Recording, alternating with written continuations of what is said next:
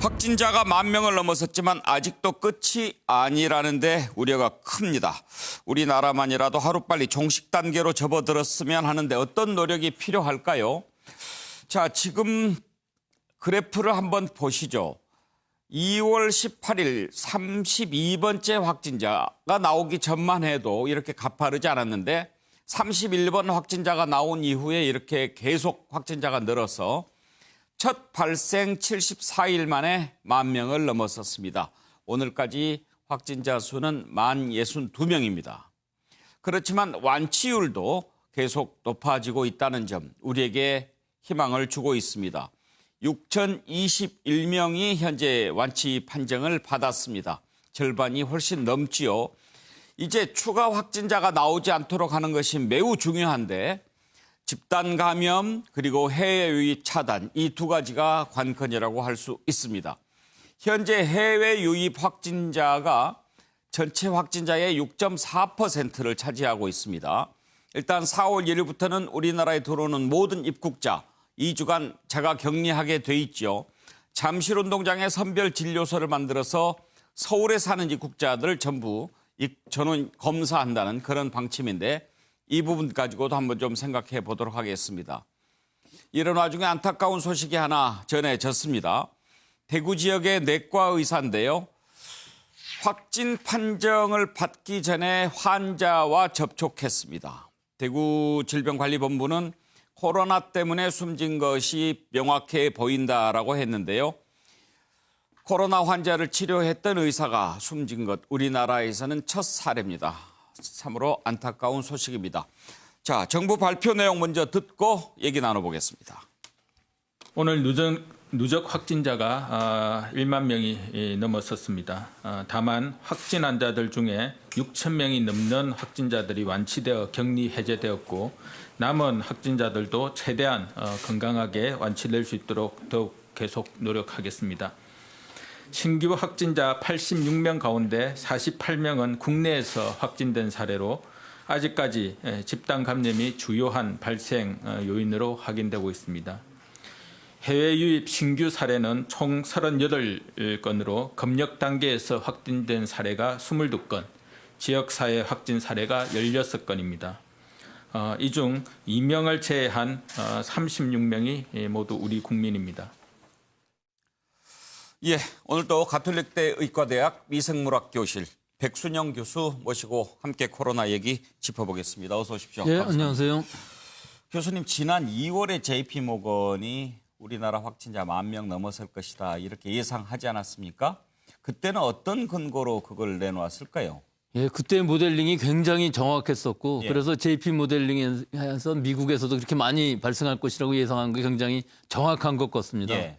우리가 다시 뒤돌아보면은 2월 18일 날에 이 31번 환자가 나올 때까지는 굉장히 서서히 모든 완만했죠. 완만하면서 예. 우리 감염원을 다 찾아서 바뀔 수가 있었는데 31번 환자 이후는 너무나 폭증을 해서 예. 실제로 감염원보다는 확진자의 동선을 찾아서 얼마나 빨리 진단을 하고 격리를 하느냐에 따라서 우리 확진자가 너무나 많이 늘어났어요. 예. 그래서 2월 29일에는 909명까지 올라가고 예. 또 전체 확진자 수가 너무 많아지다 보니까 더구나 신천지 환자들, 교인들 이 사람들이 다 대구 경북 지역에 있었기 때문에 이 시기에 대구 경북 지방에 의료 공백 정도가 일어나고 많은 사망자도 생기고 또 치료 시기를 놓치는 부분들도 있었는데 그 이유는 우리가 생활치료센터라는 개념을 만들면서 예. 또 자가격리라는 예. 개념. 그래서 경증, 중증을 잘 나눠서 이걸 다 벗어났어요. 그 전국의 의사 선생님들, 의료진들이 다 자원을 해서 이 상황을 벗어난 것이 굉장히 컸었고 예. 우리는 지금 생각하면 10,000명이 별거 아니었지만 실제로는 초창기에는 10,000명이라면 엄청나게 많은 그럼요. 사람이 감염되는 줄 알았었거든요. 근데 치사율로 보면 상당히 지금 높아지고는 있지만 완치율 또한은 60% 넘어가고 있고 지금 치료 중인 환자는 3,867명이기 때문에 이것을 잘 조절만 하면은 분명히 0으로 만들 수는 있을 것으로 보입니다. 예. 근데 여러 가지 문제점들이 있는 것이 해외 상황이 하도 악화되다 보니까 해외로부터 유입되는 여러 유증상자들이 많아지고 또 확진자들도 많아지고 또 대구 경북 지방은 지금 많이 하향 안정화가 돼서 몇 명 한 자릿수까지 떨어졌는데도 불구하고 서울 수도권에 있어서의 이 원내 감염 또 교회에서의 감염은 아직도 완전히 사그러들지는 않고 있어서 상당히 우려가 많이 되는 상황이지만 아직까지는 우리 방역 당국의 통제 안에 잘 들어와 있는 상황이고 우리 전 국민들이 이 사회적인 거리두기, 뭐손 씻기, 마스크 쓰기 등 이런 개인 위생에 철저히 해서 이뤄낸 성과라고 볼 수 있겠습니다. 제 기억에 우리 확진자가 100명 이하일 때 사회학자 송호곤 교수가 쓴 컬럼이 그때 당시에 이렇게 만약에 사회적으로 차단이 제대로 안 되고 지역사회 감염이 이루어진다면 확진자가 5천 명을 넘어서고 사망자도 150명 넘을 수 있다. 이런 글을 썼을 때만 해도 이렇게 비관적으로 보시나 그랬거든요. 그런데 뭐 지금 벌써 10,000명을 넘어섰고 사망자도 이제 160명 넘었단 말이에요. 근데 조금 안타까운 부분은 우리 의료 수준, 방역 수준으로 보면은 1% 이하로 제어되는 게 분명히 맞을 것으로 보았는데 3월 초만 해도 사실 0.5% 수준이었었거든요. 예.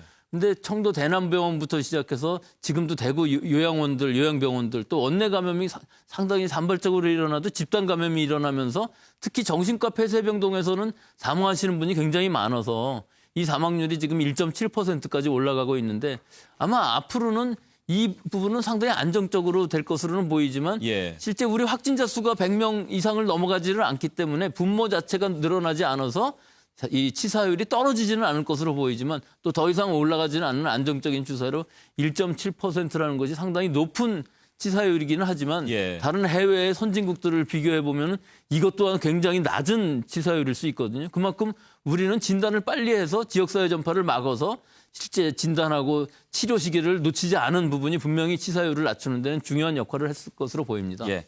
그나마 다행인 것은 이제 대구가 드디어 한 자릿수로 내려갔습니다. 확진자가. 대구는 이제 큰 불은 잡힌 걸로 봐야죠. 벌써 처음부터 이 신천지 교인들, 특히 20대 환자들이 많이 확진되면서 지역사회 전파가 상당히 많은 것으로 보였었어요. 근데 그 계속 떨어지면서도 신천지 전수조사가 다 끝난 다음에도 거의 확진율이 3% 정도 유지가 됐었거든요. 예. 그래서 확진자가 상당히 많이 나왔었는데 그 이후로는 점점 많이 줄어들어서 지금은 아마 이 항체 검사 같은 걸 해보면 상당히 많은 사람들이 무증상 감염으로 지나갔을 확률도 많이 있고 실제로 지역사회 전파에서 감염을 시킬 수 있는 사람은 그다지 많지 않다고 예. 보이기 때문에 어느 정도 방역이 잘 들었고 지금 상황으로서는 대구 경북 지방은 문제가 없이 이 통제는 가능한 수준으로 보입니다. 예, 이제는 해외 입국자를 어떻게 잘 관리하느냐가 매우 중요한 과제가 됐습니다. 관련 녹취 한번 들어보죠. 저희가 모든 해외 입국자들에 대한 기본적인 검역 강화, 그다음에 자가격리, 시설격리에 대한 대책을 4월 1일부터 시행을 하였습니다. 아직까지는 입국 규모 추이를 평가하기에는 조금 이런 측면이 있습니다. 다만 지난 일주일간 해외 입국자들의 내외국인 입국자들을 통계를 보면 한 7,000명 정도 내에서 지금 유지가 되고 있었습니다.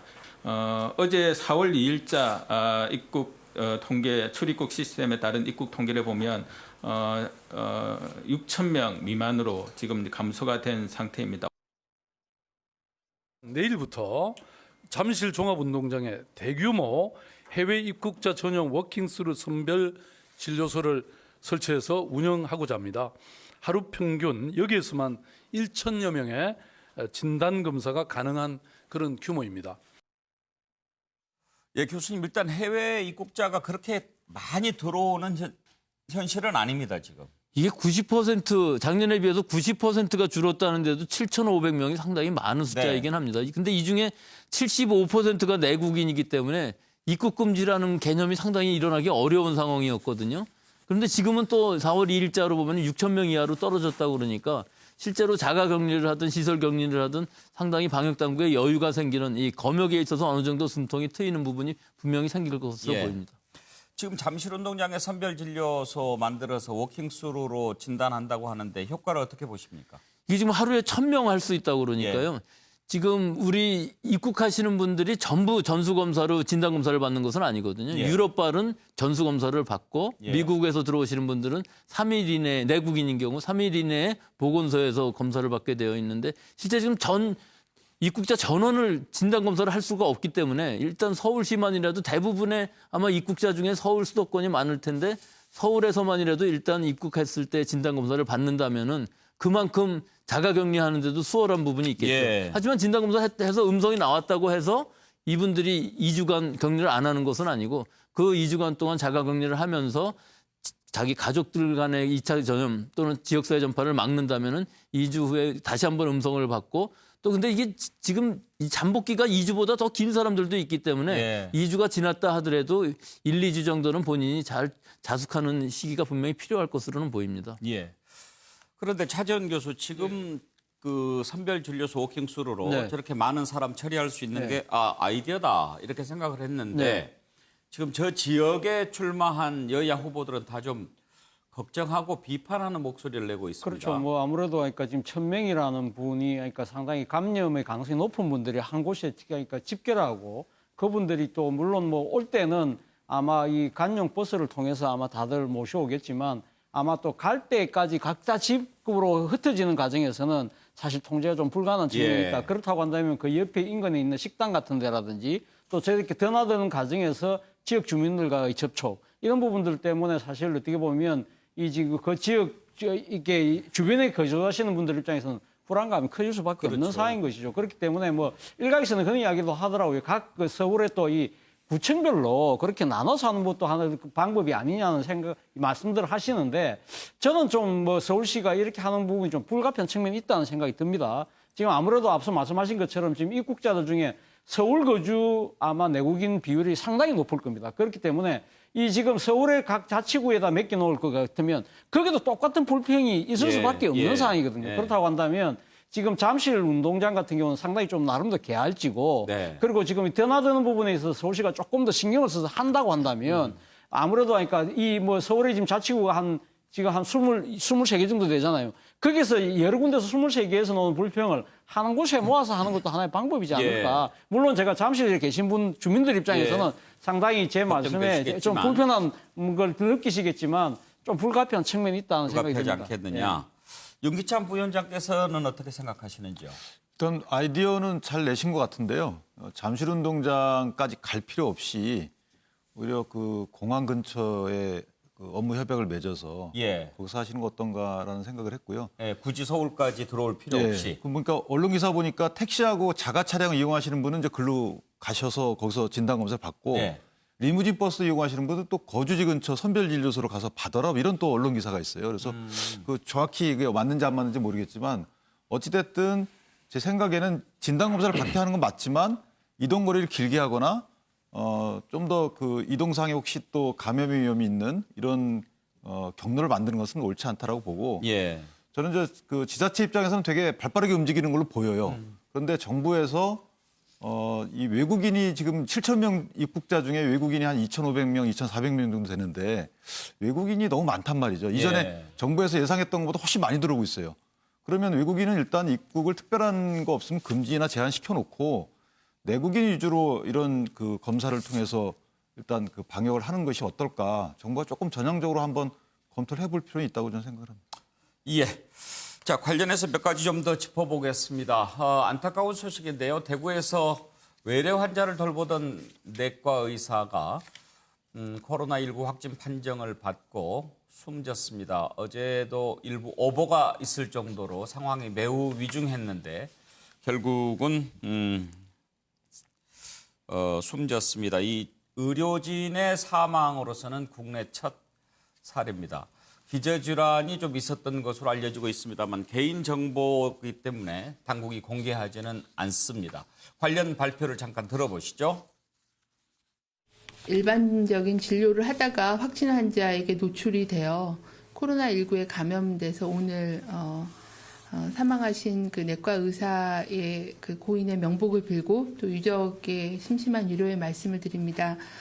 저희도 이 진료 과정에서 감염이 되어 의료인이 사망한 거에 대해서 매우 안타깝게 생각하고 매우 송구하게 생각합니다. 이 내과 의사께서는 확진 환자를 진료를 하셨는데 확진 환자가 확진을 받기 전에 일반적인 그런 진료를 하시면서 노출이 되셨던 그런 사례입니다. 코로나19로 인한 심한 폐렴이 있으셨고 폐렴을 치료하는 과정 중에 또 심근경색증의 치료를 받으신 걸로 되어 있기 때문에 현재로서는 코로나19와 관련된 그런 사망으로 판단하고 있습니다. 최경철 의원, 대구에서는 또 처음일 뿐만 아니라 우리나라에서도 의료진 사망 첫 사례라서 좀 충격이 컸겠습니다. 네, 먼저 고인의 명복을 빕니다. 참 안타깝네요. 예. 열심히 아주 제가 경북대 의대를 나오셨다는데 예. 아주 환자 치료에 열심히셨고 그리고 다른 사회 활동도 아주 열심히셨다고 하는데 이렇게 황망스럽게 떠나시니까 예. 안타까운데 그러니까 의료진들이 지금 매우 위험스럽습니다. 그렇죠. 왜냐하면 가장 접촉이 많습니다. 확진자로 분류될 가능성이 높은 사람들에게. 그리고 지금 무증상 감염자가 굉장히 많습니다. 그렇기 때문에 의료진들이 멋모르고 감염될 우려가 굉장히 큽니다. 그러니까 이제부터 어떻게 해야 되는가 하면 무증상 감염자가 많을 가능성이 있으니까 코로나 환자에 대한 의심의 폭을 좀 늘려야 됩니다. 증상이 없더라도 이 사람은 감염이 될 수 있는 사람일 가능성이 높다. 그러니까 지금은 발열이나 호흡기 질환이 있는 사람에 대해서 의심을 합니다. 하지만 지금부터는 설사라든가 복통이라든가 약간 몸에 약간만 이상이 있어도 일단 코로나19에 대해서 의심을 가질 필요가 있고 그렇게 해야만 의료진들이 이렇게 환자들로 인해서 코로나19에 감염되는 빈도를 줄일 수가 있기 때문에 이제부터는 증상에 대해서 조금 더 폭넓게 의심을 가질 필요가 있다. 예. 그래야 이러한 희생을 줄일 수가 있다. 그리고 이러한 부분에서도 병원 내 감염도 줄일 수 있다. 왜냐하면 코로나19에 대해서 지금까지 호흡기 부분에 대해서만 생각을 했지만 이제부터 복통이라든가 여러 가지 부분에 좀 더 넓게 생각한다면 병원 내 감염에 대한 위험도 줄일 수가 있기 때문에 이제부터는 조금 더 폭넓게 생각할 필요가 있다고 저는 생각합니다.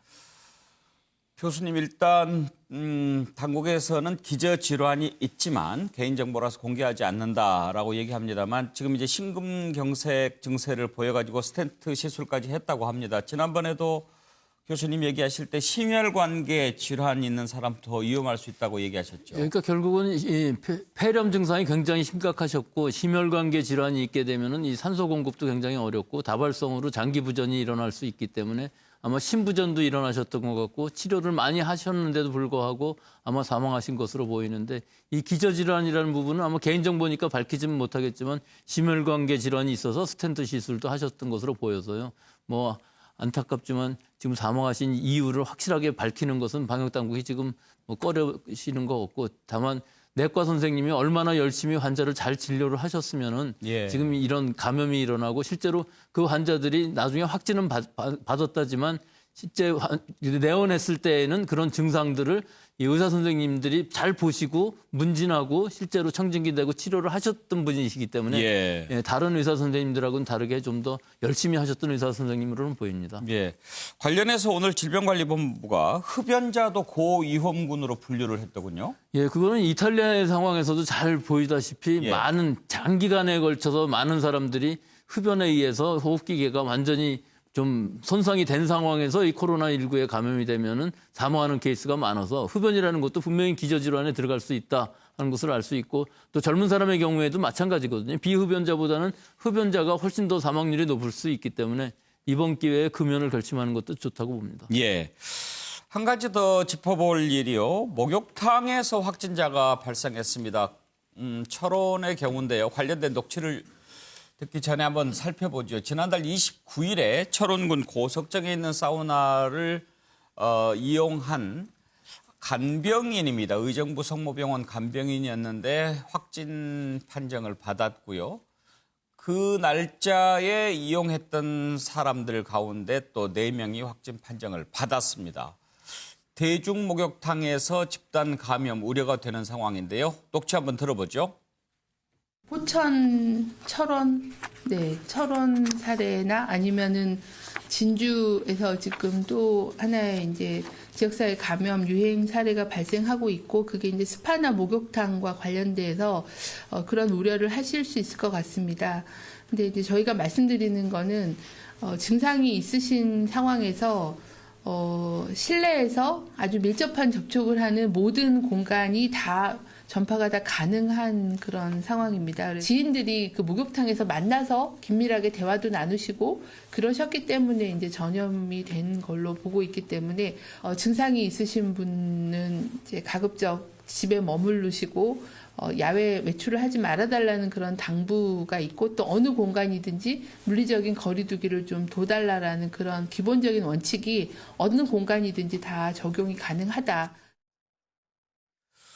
자, 목욕탕에서 집단 감염 가능성. 그러니까 탕 안에서 물속에서는 바이러스가 생존하지 못하죠. 이게 좀 근본적으로 살펴보면은 예. 이 간병인들이 4명이서 의정부 성모병원에서 확진이 됐어요. 예. 이 4분이 아마 밀접한 접촉을 했었던 것 같은데 그 이전에 동선을 감염원을 찾아가다 보니까 목욕탕까지 이제 가게 된 것이거든요. 실제로 목욕탕 탕 내에서 또는 그 안에서 감염되기는 굉장히 어려운 상황이 있습니다. 예. 그것은 이 물 자체가 수돗물이고 염소도 상당히 많이 섞여 예. 있고 그렇기 때문에 바이러스가 다 죽는다기보다는 그 물을 통해서 감염되기는 경로가 굉장히 어려운 부분이 있어요. 하지만 목욕탕 탕 문을 열고 나오는 휴게실 혹은 탈의실로 나오는 순간부터는 밀폐된 실내 공간이 되거든요. 예. 여러 가지 간접 접촉할 수 있는 물건들이 많이 있고 옷장키라든지 뭐 옷장이라든지 여러 화장품이라든지 헤어드라이 다 공동으로 사용하고 있지 예. 않습니까? 근데 대부분 환기를 제대로 하지 못하는 상황. 그렇죠. 거기다가 밀폐 공간이죠. 밀폐 공간에서 또 장기간 있는 경우가 많은 것이 찜질방이라든지 사우나 같은 예. 데에는 장시간 같이 있으면서 감염된 우려가 굉장히 많아요. 그리고 서로 밀접한 접촉을 많이 하고 뭐 여러 가지 감염 위험성들이 있기 때문에 목욕탕이라는 그 물 자체라기보다는 그 주변 환경은 결국은 밀폐된 공간에서 장시간이라는 건 다 똑같은 환경이다 그렇게 볼 수 있습니다. 예. 정기현 평론가, 사실 그동안 목욕탕, 수영장 이런 데 가면은 됩니까 안 됩니까 궁금해하는 사람들이 꽤 많았는데 그래도 대중목욕탕 감염 사례가 나오니까 좀 조심스럽네요. 어디에도 안전지대는 없다. 뭐 확실한 것 같고요. 그럼에도 불구하고 저 목욕탕이나 사우나나 조금 전에 말씀하셨던 수영장을 이용해야 하면 지금 교수님 말씀하신 대로 수영 열심히 하고 사우나 열심히 하되 바깥에 나와서 아는 사람 만났다고 적극적으로 얘기하고 또 담소 나누면서 이렇게 저렇게 할 일은 아닌데 저는 이제 감염된 저 4분이 어떤 접촉의 경로인지는 정확하진 않지만 어쨌든 바깥에 나와서 서로 비말을 통해서 감염이 되었다면 뭔가 얘기를 좀 하지 않았겠느냐. 예. 그런 부분이 오히려 더 아쉽고요. 그거는 예. 정부에서 수도 없이 어떤 행동 수칙을 가지고 해야 하는지를 얘기했는데 좀 안타까운 측면이 있고요. 저는 이제 사우나나 수영장은 부분적으로 이제 문을 열고 하는 분들이 있는데 오늘 또 저 보도를 보니까 야 그러면 사우나 수영장 이런 데서 생계 유지하는 분들은 도대체 언제까지 기다려서 생업에 다시 복귀할 수 있느냐. 이제 이런 걸 생각하면 두 가지겠죠. 만약에 이용해야 되는 사람이 있고 문을 열어야 되는 사람이 있으면 환기 철저히 하고 들어갔어도 자기 건강 관리를 위해서 가능한 한 밀접 접촉을 피하면서 예. 행동할 필요가 있다 이런 말씀을 드리고 싶습니다. 예. 하여튼 밀폐된 공간이고 또 거기에서도 거리두기 할 수 있는 한 최대한 거리두기 하고 그리고 또 공용으로 만지는 물품들 조심하고 이런 것들 잘 지켜야 할 수칙입니다. 자, 사회적 거리두기 한번 또 짚어봐야 되겠습니다. 이제 또 주말이 다가오는데 주말에 아무래도 또 밖에 좀 나가기를 원하는 분들도 많고요. 또 종교 집회 이런 것도 좀 우려가 되는데 사회적 거리두기 여전히 필요한 상황입니다. 무엇이 이 코로나19의 결정적인 것을 가르겠습니까? 바로 사회적 거리두기입니다. 지금 곳곳에 벚꽃 피었고 꽃축제가 열리기로 돼 있었지만 다 취소되지 않았습니까? 대전에서는 벚꽃 내리지 않고 차에서 이렇게 보도록 했고요. 서울 현충원 또 윤중로 모두 취소가 됐습니다. 시민 방문 제한하고 있고 세종시도 봄꽃 축제를 취소했습니다. 사회적 거리두기 강화했는데 좀 더 연장하는 것을 지금 검토하고 있습니다. 잠깐 이거 살펴볼까요? 송파구의 석촌호수 벚꽃도 볼만하지요. 그런데 직접 나와서 보지 못하는 분들을 위해서 또 보면 안 되니까 송파 TV가 이 벚꽃을 중계를 해준다고 합니다. 라이브로요. 이 시간을 좀 참고하시면 그나마 아쉽지만 영상으로라도 벚꽃 보시면서 좀 봄을 느끼실 수 있을 것 같습니다. 사회적 거리두기 관련 정부 발표 들어보시죠. 연장 여부에 대해서는 전문가들의 의견과 또 발생 최근의 어떤 그 코로나19의 발생 위험도에 대한 분석 그리고 지자체의 의견 수렴 그리고 범부처적인 그런 의견 수렴을 진행하고 있고 이 부분은 이제 주말 전에 중대본에서 이런 의견들을 모아서 방침을 아마 정하여 브리핑을 드릴 예정에 있습니다. 아직 검토 중에 있고 결정이 되면 바로 말씀을 드릴 예정입니다. 윤기찬 부위원장께서는 사회적 거리 두기 어떻게 실천하고 계십니까? 뭐 가급적이면 약속 잘 잡지 않고요. 예. 그다음에 이제 마스크를 반드시 전 착용을 하고 예. 다닙니다. 그리고 뭐 저희는 이제 업무가 변호사다 보니까 변호사 업무를 할 때마다 항상 열 체크하고 이런 것들은 제도적으로 돼 있더라고요. 예. 그래서 뭐 저도 더불어 체크하고 요즘 법정에서도 이렇게 좀 좀 사이를 많이 뗀다면서요? 법정에서도 이제 그 안이 밀집되지 예. 않게 하기 위해서 이렇게 지그재그형으로 앉게 해놓고요. 아. 전부 마스크를 착용하게끔 합니다. 예. 열 체크 다 하고. 예. 그래서 공공기관 이런 데는 철저하게 하고 있어요. 이제 나머지 다중 이용 시설 같은데 어떤 사적 시설, 영리용 시설 이런 데가 조금 더 신경을 써주시면 사회적 거리 두기에 대한 우리 국민들의 참여도는 상당히 예. 높은 편이 아닌가 저는 그렇게 생각합니다. 그런데 차재원 교수 물론 사회적 거리두기 오래 하면서 좀 지치고 힘들기도 하지만 이것도 적응되면 그런 대로 계속 좀 지켜질 만하지 않을까 하는 생각도 듭니다만. 그렇죠. 지금 사실 우리나라는 여건이 상당히 많이 좀 좋아진 편이긴 하지만 지금 미국을 비롯해서 유럽 같은 경우는 상당히 심각하지 않습니까? 그 같은 경우는 사회적 생활이 정상적으로 유지되기 힘들 정도지만 그나마 우리는 그래도 지금 기본적인 기초적인 것은 제대로 지금 대충 되고 있는 부분이거든요. 그럼에도 불구하고 많은 분들이 피로도를 그러니까 호소하시는 분들도 계시고요. 저는 특히 또 학교에 적을 두고 있기 때문에 지금 아무리 지금 온라인 개강을 지금 한 지 예. 2주가 넘었습니다. 2주가 넘었는데 학생들 같은 경우가 상당히 적지 않은 그러니까 불편을 호소하는 경우가 있습니다. 그러나 저 같은 경우는 학생들하고 주로 그 이메일 또 문자 이런 걸 통해서 학생들이 그러니까 이 바라는 여러 가지 뭐 문제들 그리고 또 지금 그 수강하는 과정에서의 그 궁금증 이런 부분들을 즉각적으로 소통할 수 있는 예. 이 기반을 학교에서 나름대로 잘 만들어 놨거든요. 그런 부분들을 통해서 상당히 나름대로는 그런 불편들을 많이 해소하는 데 노력하고 있습니다.